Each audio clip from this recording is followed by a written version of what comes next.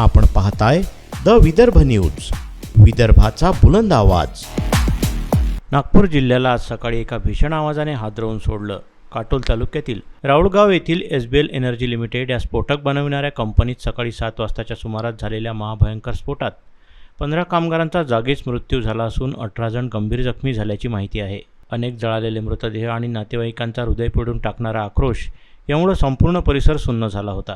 नागपूर ग्रामीणचे पोलीस अधीक्षक हर्षद पोद्दार यांनी दिलेल्या माहितीनुसार राऊळगाव येथील या कंपनीत डेटोनेटर बनवण्याचं काम सुरू असताना अचानक भीषण स्फोट झाला। हा स्फोट इतका तीव्र होता की त्याचा आवाज कित्येक किलोमीटरपर्यंत दूरपर्यंत ऐकू गेला। स्फोटानंतर कंपनीच्या परिसरात मोठी आग लागली व धुराचे लोट आकाशात बराच वेळ दिसत होते। नागपूर ग्रामीणचे पोलीस अधीक्षक हर्ष पोद्दार यांनी दिलेल्या माहितीनुसार राऊळगाव येथील या कंपनीत बारूद आणि डेटोनेटर बनवण्याचं काम सुरू असताना अचानक भीषण स्फोट झाला।